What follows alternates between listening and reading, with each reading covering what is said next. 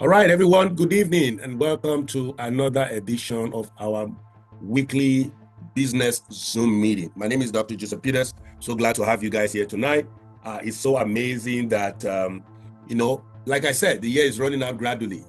We are gradually rounding up the month of April, and very soon we'll have the month of May right in front of us. So many of us who are still dilly-dallying about starting up a business or doing something concerning their business or expanding their business this year, don't forget, the year is running out so fast. So once again, I want to say welcome. God bless you all for being here tonight. And we'll be doing part 3. This part 3, we're apparently going to be rounding up the book, Rich Dad Poor Dad. And the next week, like I said, we're going to start with a new book, The Richest Man in Babylon. You don't want to miss that book, For the Richest Man in Babylon. In part 3, we had started the first one about 3 weeks ago, Rich Dad Poor Dad. And we're talking about this amazing book that has changed so many people's lives. This book, majority of people who are teaching about wealth today, mentors, coaches, life coach, even pastors, majority of them have read this book. Majority of them, they read this book, it has changed their life. This book was written by Robert Kiyosaki, and it's more in 1997, and it's more about personal finance, self-help, financial education, because financial education is never taught in our schools. Majority of us, we spend over 20 years of our life, our first 20 years or 25 years. Even some people have PhD at the age of 28, 29, 30, they are still doing their PhD. Some are still doing PhD at the age of 40. And nothing in this manner was ever taught in schools about finances. This man had 2 characters in the book, the rich dad and the poor dad. The rich dad happened to be his best friend's father. His name is Mike. And his poor dad is his own biological father. And why he used this character is just to be able to illustrate and tell people that when you work and you depend your life on salary, the only thing you get out of life is just what you are paid. But when you start having opportunity to create something or to make something happen for yourself, that is where you can actually break loose from financial penury. So this book actually began when these 2 boys, the 9-year-old boys, asked the rich dad, which is Michael's dad, that they want to work and earn money. And this man put them to work to earn, and he also mistreated them. And in the course of mistreating them, they felt like, oh, this is not supposed to be. And they started teaching them the hard lessons of life. So the book explored the stark difference in mindset. The way we have our mindset about money. Your mindset about money is what determines how far you will push yourself to achieve financial freedom. If your mindset about money, of course, based on what we were taught in school, based on what our parents have taught us, based on what the society has groomed us to understand, that is the thing that culminates in our mindset. Your mindset is what determines how much you embrace financial freedom or not. The education, the decision you're making between 2 men. This is what this book actually explained. And they make emphasis on the subject of financial literacy and a proactive approach to money, which can lead to wealth and independence. Your approach to wealth and your independence what determines if you're actually going to get there or not. Another hard lesson they learned is it encourages readers to think beyond traditional employment. When you read this book, now that we are going to share chapter 1, chapter 2, today we share chapter 3, we'll be talking about it in a very few slides within 30 minutes. The value financial education can bring to your life, how to build assets, how to understand the fundamentals of investment, and how to understand the concept of entrepreneurship and money management. Because you see, it's not just to buy clothes and sell clothes. It's not just to buy shoes and resell the shoe. It's not just to be a marketer or a reseller. That is not the most important thing. Financial education has much more to do with building entrepreneurship skills and understand building yourself foundationally in the area of money management, because money management is actually the key thing. It is not how much you make that makes you a big person. It's not how much you make that makes you financially free or that makes you rich. It is what you do with what you make that makes the difference. So if somebody is making 100,000 and that person is managing himself or herself to live within 60,000, and the person is saving 40,000 to do business, you see, within 100,000. But there are some people who are earning 300,000, but yeah, that 300,000, no matter what happened in their life, it is never enough. It is never. They will just make sure that money is never enough. So 300,000 is never enough, but somebody is earning less than that, 100,000, 40,000, 50,000, they still live within their means. So your management skills goes a long way to determine how far you are able to pull through in life. So what are the key concepts that are included in this book? The importance of financial education. The first thing we need to know is that financial education is never taught in schools. There's no subject called financial education. We do math, English, biology, chemistry, all physics, all kinds, geography. We do all kinds of subjects all through our nursery, primary, secondary school, basic study, language study, all kinds of study. But there's nothing like financial study. of financial education. The only thing they can teach you in the area of finance or account is how to calculate money for the rich people. To be an accountant for a bank, and you be an accountant for a bank, the owners of the bank are the ones scaling in money. Even when banks are charging customers 50 naira, 30 naira, all those charges is not for the employees, it's always for the bank. The bank owns all these things. So these are the big concepts that this book has helped many people to understand and to live by and change generational wealth from a lot of people who have actually understood this book.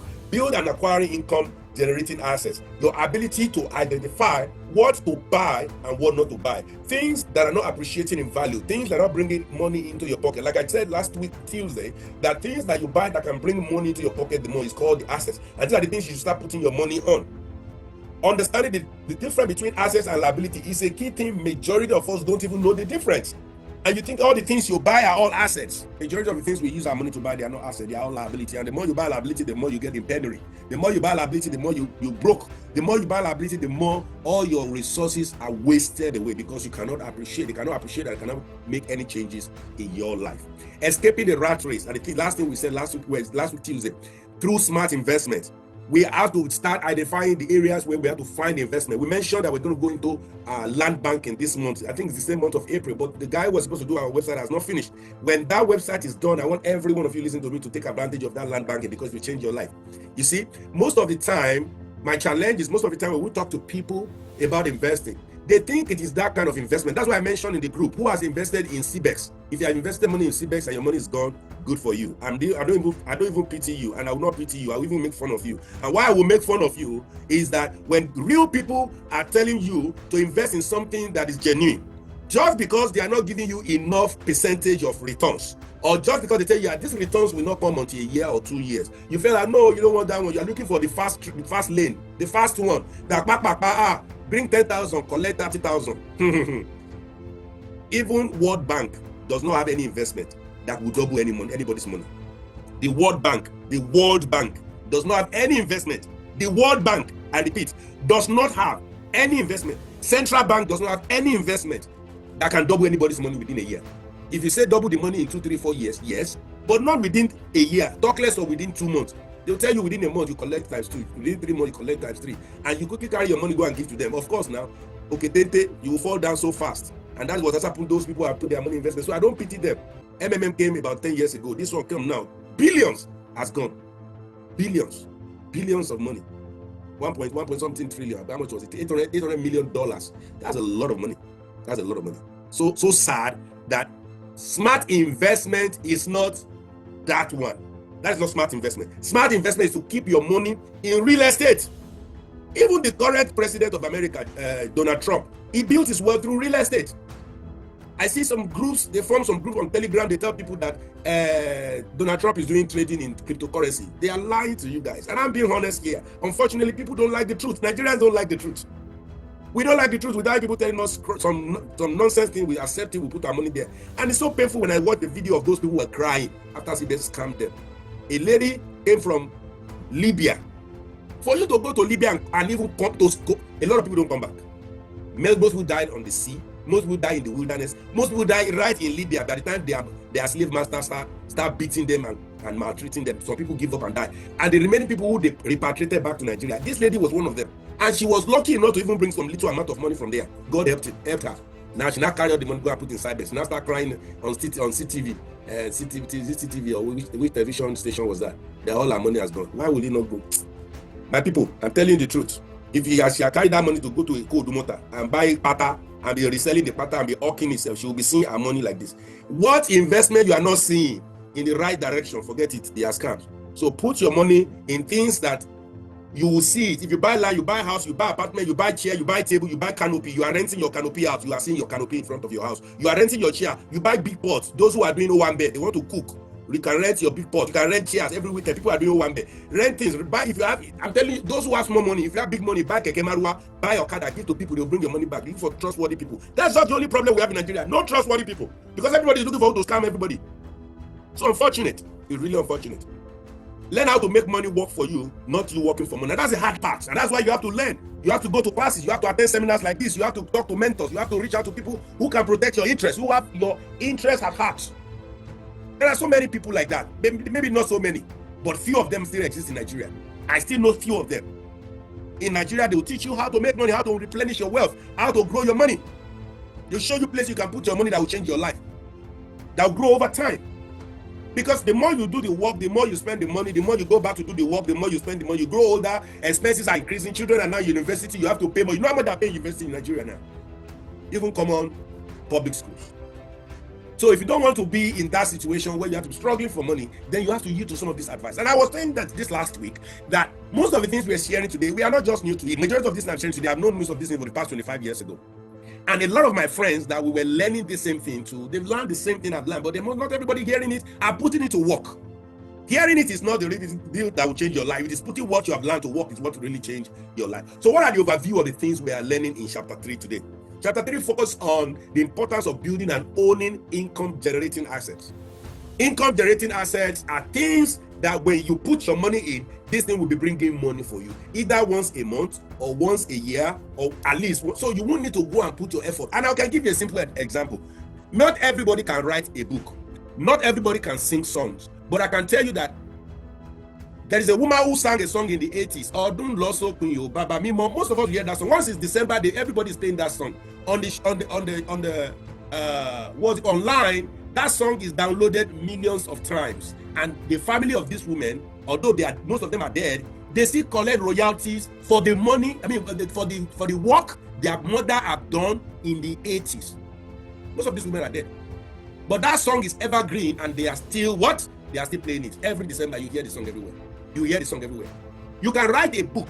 For the next 10 years, that book is still relevant. People are still reading it. It's changing people's life. This same book I'm teaching you tonight was written in 1997. Imagine 1997 and now. That's almost 28 years ago.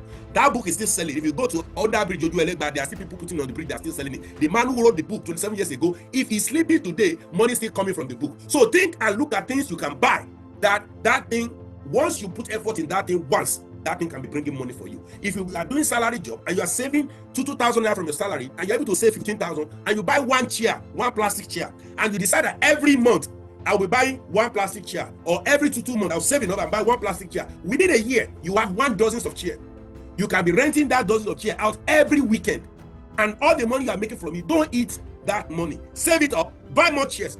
In a quick of an hour, you can have arrays of chairs. You have dozens of chairs. That you now have a rental business that brings money.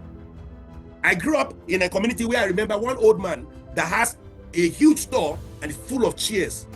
If you are talking about Ondiwo, the man is called Ondiwo in Shomolu those days when we were growing up. Ondiwo has borehole in front of his building, and people go there to fetch water. Tankers, Shomolu was just developing. I'm talking about in the 70s. Was just developing there. And Ondiwo, there's no tanker that want to build any house in Shomolu, Bariga, Akoka, for Lagoro. They will come to Ondiwo to buy water. And he has a huge storage where there are chairs. There's no party. Rich, Pangrove, all of those, Obanikoro, they come and rent chairs from Ondiwo. The man created where he has so much property, because when he was growing up, he learned and understood what assets are. You can do it too and put a good legacy for your children. What are the things we want to learn in chapter 3? Chapter 3, the title here is Mind Your Own Business. And I'm going to tell you this, that it is important for you to mind your own business, because every time you think you are in the business of other people is a lie. It doesn't work for everybody. Number one lesson is don't just work for others. As you are working, make sure you are creating something for yourself, because working a job makes your employer rich. Use your job to fund your own business idea. Everybody that ever work with our company, most times I tell them, and I can mention names of some of the people that work with us in iStar Monetary when we started, that have supported them and encouraged them to go and start something by themselves. In fact, one of them, Adeyoju, he saw when Abuli Egba there, is into agriculture. And these are the things that will change you and make you who you will look forward to become in the future. Think like an entrepreneur, even if you are an employee. Mind your own business means start thinking about your own life too. What are you going to create that will change your future? Lesson 2, know the difference. A job provides income. Yes, you need the income to live your life for now. You need to pay your rent, you need to get food to eat, you need to support your children's education, you need to do a lot of things for yourself. But a business builds wealth. Only a business that builds wealth. Income don't build wealth. So build your own system to generate money, even if it's small at first. Or most of the time it's always small. There are so many places you can leverage and make money little by little. One of it is network marketing. There's no Network marketing is not a get rich quick scheme. It's not a scam. It's not a scam. It's not a get rich quick scheme. It is effort you put in there that brings money back to you. And it's an easy way also to raise capital for your own business or for whatever you want to do in your life. But when they tell you that you are putting 10,000 naira, don't worry, you won't do anything. We'll help you find 2 people. We'll help you do this. So just do 10,000 in 1 month. Come and collect 30,000. It will be your turn. You calculate the weeks. You just know that they have already sold you. They've already buy you before you leave your money with them. And I told my friend before EFCC announced yesterday that those guys were Nigerians. I already told my I said these guys are Nigerians. They are Ibadan people. When Wonder Bank started in 1997, it was from Ibadan. It is them Ibadan people. Wonder Bank that hit the whole of the Federation of Nigeria. 1990. I still remember Wonder Bank 1997. And then again, 2016. It was every 9 years. Every 9 years. 2007 Wonder Bank happened. Everybody lost their money. They were crying. 2016 is another 9 years when MMM happened. And everybody lost their money. Everybody started crying. This is another 9 years. CBEX. I won't be surprised the next 9 years some people will still lose their money. They will never learn. Nigerians will never learn. Focus on assets. Instead of carrying your money to go and give the CBEX, go and buy a plot of land. Go and buy chair. If your money can't reach 1 plot of land, go and buy chair, buy pots, buy keke marwa, or buy okada. Buy something that people can use or you can use it yourself to bring money for yourself. That is an asset. That will put money in your pocket. The little money that thing is putting in your pocket, you will not need to spend your salary by the end of the month. Liability takes out money from you. Examples of assets are rental property. I already mentioned that. Buy stock. Nigerian stock exchange is big enough. Your money will keep growing there. It could be very little, but it keep growing there. The one you can control is intellectual property. I mentioned that you can write a book, you can sing a song. And you can also teach people all the things you know. As a tailor, you can put all the things you know, how to sew a particular clothes. You can write it like a journal, 5 pages, do a PDF, put it online. People will buy it from you, even though it starts 30 naira, 50 naira, or 200 naira. You've seen so many TikTok videos where people are doing TikTok videos. It's called intellectual property. They are earning money from it. If you don't want to go to social media, you see people who are cooking food. I will teach you how to do it for hero. I'll teach you how to do a all those teaching. I told you last week the guy who is doing a bakery, what's it called? Plantain chips. That guy, for him to teach you how to do plantain chips, is charging people 84,000. And you said there's no money in Nigeria. And some people are paying for it. What is it that you know that you can teach other people? It's called intellectual property. You can trade on it and start making money from it. Start early, start small. That's lesson 4. Start early, start small. Don't wait until you get some capital. In fact, it is heresy if you are sitting down waiting on capital. Capital will never come. Majority of our friends, our sisters and brothers, they have grown old. Since when they were 30, they are still looking for capital. 20 years later, they are still looking for capital. They are now 50 something. They are still looking for capital. Capital will not come. If you are hearing my voice tonight, I'm sorry the way I'm talking, but I'm telling you the gospel truth. Capital will not come from anywhere. Except you want to go and collect those capital from those microfinance banks that you are collecting money and then they charge you some interest that you can't pay back, and they start running after you. You go and put your daddy and your mommy as a collateral. Don't try that. Capital won't come. Capital will only come from what you yourself, you have disciplined yourself to save. Anyone who does not save is not safe. You have to save. Start early, start small. Don't look for any big capital, 1 million, 2, 3, 4 million. No. Our business, we started with 20,000 naira. Just 20,000 naira. That's all we started. All our business empire, iStar Monetary Greenfield you are seeing today, started with 20,000 naira. In 2012. 20,000 naira in 2012. In 2012, I've been traveling abroad back and forth 3-4 years before 2012.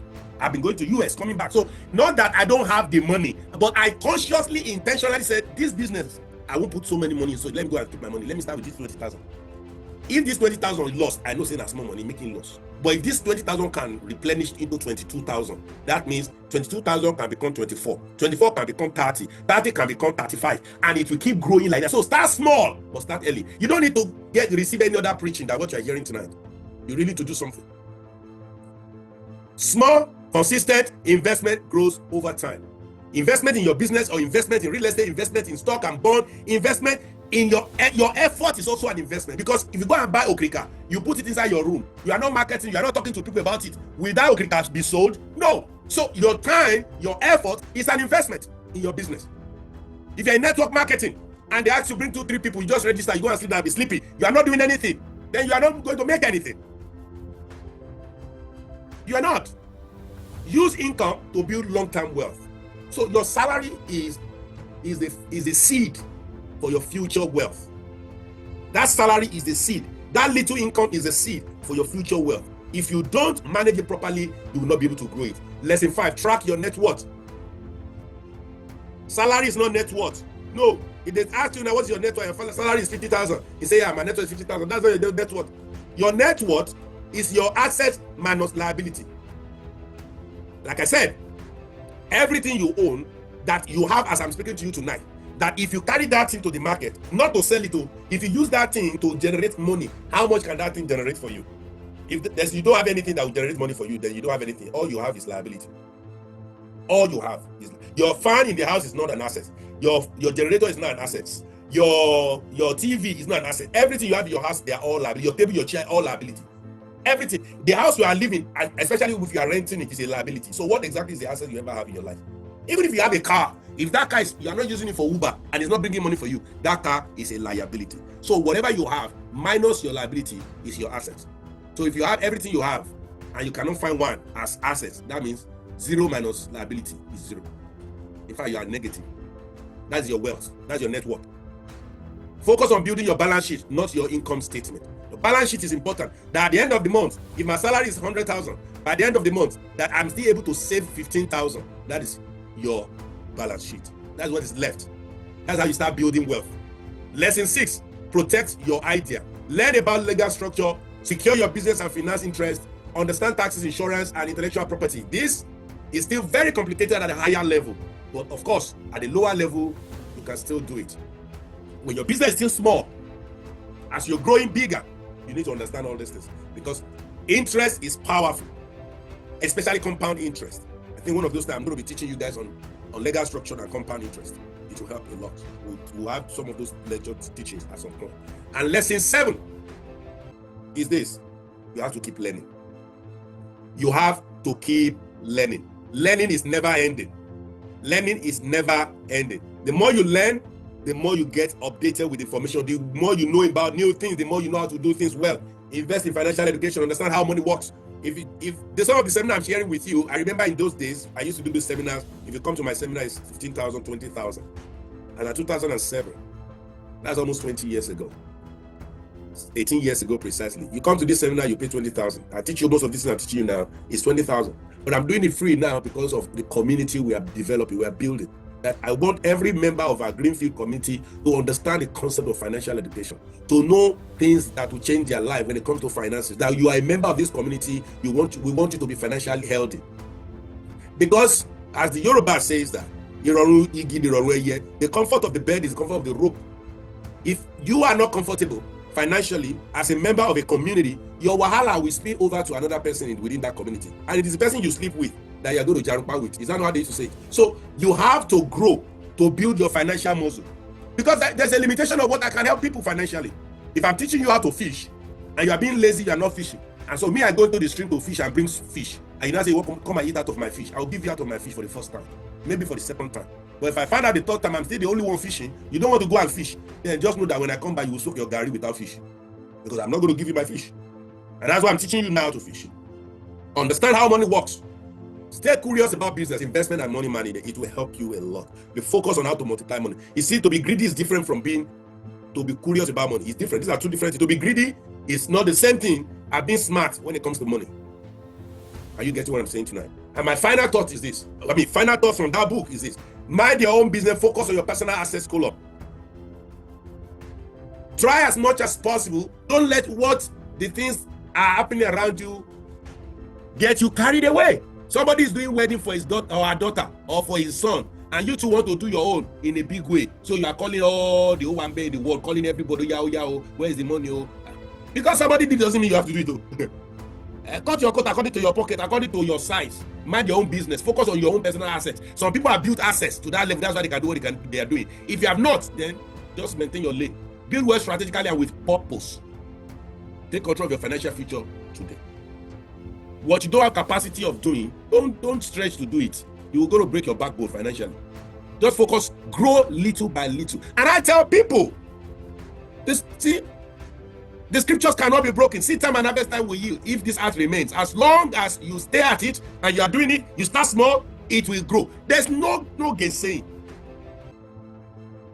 If you don't break the pocket, if your staff don't break the pocket, there are times that you are growing a business and then you feel so big, you say, you are now making money, you carry all the money from the business, you and your wife, you now travel abroad, wasting money, traveling everywhere, expecting that the business will continue to grow. If you don't reinvest back in the business, you remember we had this training too. You have to reinvest back in the business to let it grow. Don't eat all the money. You have to keep reinvesting, because there will be a time challenge will come. If that challenge comes and you don't have anybody to finance you, don't have any bank to loan you money, you need big capital to expand, then you now start looking at yourself. And you know, if you shoot an arrow into the sky and you did not hit the sky, where would the arrow go back to? That arrow is coming downstairs. Finally, you can get anything you want if you help others to get what they want. Zig Ziglar. You can get anything you want if you help other people to get what they want. You want to grow wealth? Find things that you know that you can help other people to get. Solve people's problem. Identify the things that when you make this thing happen for others, definitely it will happen for you. When you help other people, you will definitely get what you want. As you're helping them, you get what you want. That brings me to the end of this session. Thank you and God bless. So if you have questions, please, you can throw them in before we move to the second section of the community. Thank you. God bless you. Next week, we'll start with The Richest Man in Babylon. That book is phenomenal. That book is powerful. In fact, we're going to start publicity for that next week, Tuesday, early, and use that to invite all your friends to be there. The Richest Man in Babylon. If you have never read the book or you've not heard about it, I can bet you most of you are listening to my voice and your pastor are like modern day pastor in your churches. They have read this book. It has changed their life. There's no one person on planet Earth, including Warren Buffett, including Mark Zuckerberg, including the richest man on earth right now. All of them have read this book, The Richest Man in Babylon. So I'll be starting the teaching next week, Tuesday. I want you guys to join the section and invite all your friends. If you love your friends, you love your family and friends, invite them to join the meeting next week. I will start early. We'll finish about the same time. Thank you all. God bless you. Let me bring, where is Mr. Ajide still here? I don't know.